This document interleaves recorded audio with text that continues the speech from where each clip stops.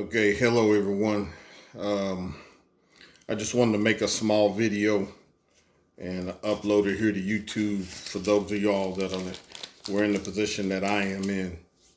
If you're a owner operator, you own your own authority, and you're inside North Carolina, you're a resident of North Carolina. There's going to be a few things that you probably have some questions about IRP and your truck registration at the tag office. I had a few questions and I'd had to do a lot of digging, so I figured I'd make a little post about some items that you may need, that you will need when you go to the tag office in North Carolina residents only. Okay. A lot of this stuff I had to dig online, but just to make a short video, to make it short and sweet for everybody that wants to kind of cheat and use YouTube for a source of information. First, when you go, you can't go to any tag office. You have to go to a tag office that has an IRP office. Okay. Since it's COVID, I didn't have to stand in line. This is in Charlotte, so you could go to the Brookshire division over the DMV over on Brookshire. If you're in the Charlotte area, that office is where you need to go. Other DMV offices in Charlotte won't be able to help you because they don't have an IRP office. There's going to be a few things you need to bring with you. You have to prove residency. One, you have to show 3 proofs of residency. One of them can be your CDL license that is in North Carolina, shows you're a resident of North Carolina. 3 proofs you bring. One could be your driver's license. One could be a utility bill. You cannot bring your cell phone bill. That's not proof of residency. You can bring your utility bill, meaning electric, gas, or water, or sewer.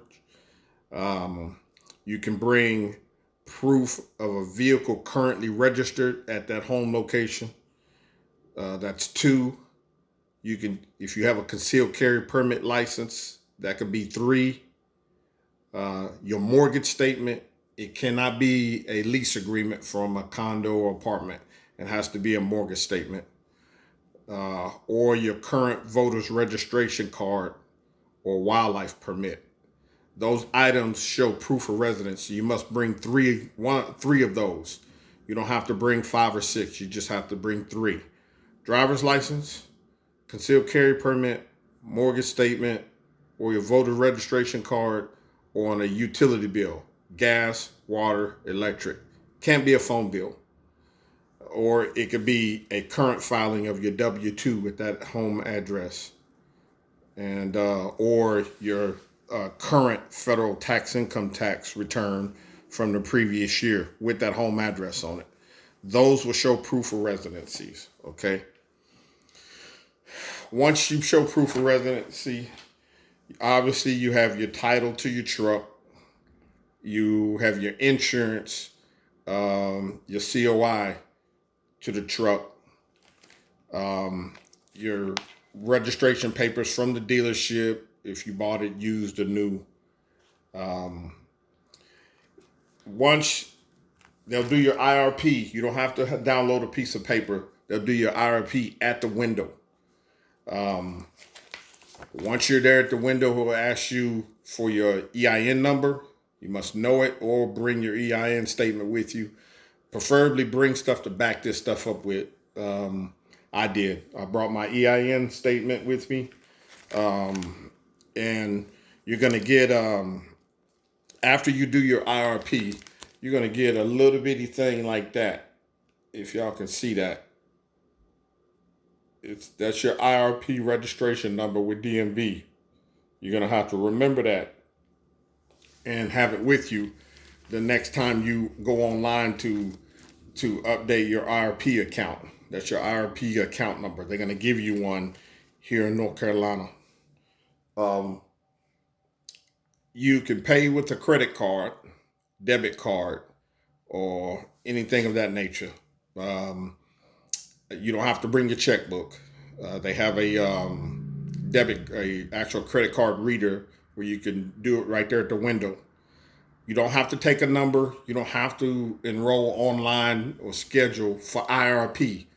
Regular driver's licenses is through another door at this location. One door you'll have for regular customers that'll go through DMV for registration for their privately owned vehicle, their regular Class C driver's license, um, property taxes, and you have to register there. For IRP over at Brookshire, in the next, it's right next door to the regular doors you go through for your regular license. You go through a separate door, and it's strictly for IRP and your tags for your truck. Once you get done with your IRP registration and you show a copy of your 2290 as well. If you don't have a Schedule 2 watermark copy of your 2290, you can bring a copy of the 2290 you mailed off, and you can bring a copy of your canceled check that shows that you paid that. You don't have to wait for the Schedule 2. Okay. There's a real nice guy at the IRP office. His name is Mr. Emmers, Pastor Emmers. He's a pastor of a church, and he's a real good guy. He works there at the IRP office, and you have all your paperwork in order, and he'll help you. If you have copies of your schedule, your 2290 that you mailed in, but you don't yet have your watermark part of your Schedule 2 returned from you in the mail as of yet. Say you waited weeks like I did, and you waiting to get your portion plate and tags, because in North Carolina you have to have your 2290 paid before your IRP account is established with DMV. So, having said that, if you keep all your paperwork in order, all your registration, your title, your tag, you have to know your weight, gross weight limit of your gross weight, vehicle weight of your truck with no trailer. You have to know your total gross weight, vehicle weight of your truck, and write it down, because that's going to base how much you pay for your gross vehicle weight of your truck. You can't underestimate it, because later on they're going to see that your truck did not weigh what you said it did.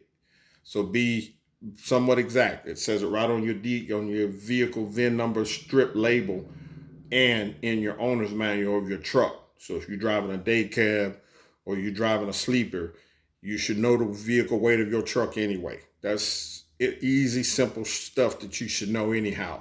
That's CDL Class 101. You should know what your vehicle specs are for you to operate it. It's no different than flying an airplane. You should know what your gross takeoff weight is of your airplane. No different with your truck. You should know your gross vehicle weight, how much it carries. If it's dry without a trailer, that means straight bobtail. You should know what your trailer weighs before you put freight on your trailer. Those are gimmies. So you need to know what your weight of your truck is bobtail when you go into the IRP office, because they're going to base your IRP payment is going to be based off your truck weight. So